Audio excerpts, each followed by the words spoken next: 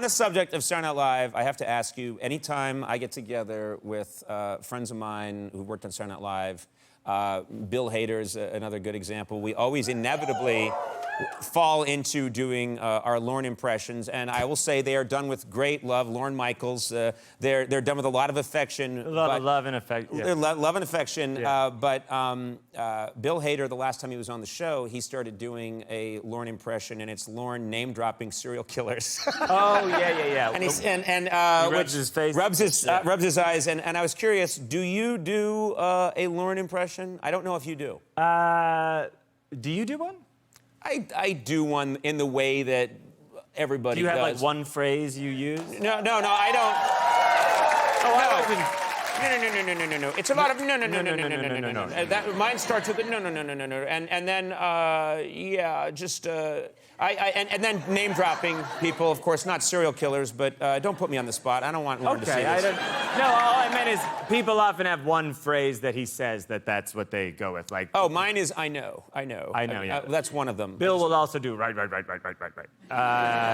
Mine is he would say to me, "You're the greatest Irish American writer we've ever had."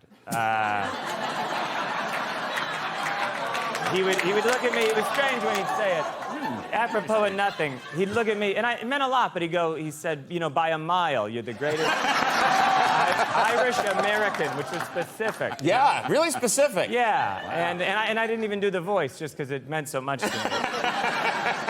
When you hosted, was it weird to have been a writer? And yes, I remember that being very, very strange. And of all the strange things that have happened to me, I find that to be maybe the most miraculous. Yeah. That having worked there as a writer and being so nervous and being so worried that I might not do a good job, if you had ever told me then that you'll be back in 10 years and you'll be hosting it, I think I would have had you committed. That's insane. I really, and to this day, that's one of those things that, and a lot of nice things have happened for me, but that, I think, maybe beats everything. Yeah. It really meant a lot to me. Yeah. There's also this, when you're a writer, you're working, from Monday to when the show starts nonstop, but you don't have to go on TV, so you can look like garbage, You can really be emaciated and sleep deprived and stuff. Right. So the idea of working all week and then having to go out there and talk was terrifying. It was like, I was like a busboy, and I'm like, I'm a good busboy, but then they made me the maitre d'.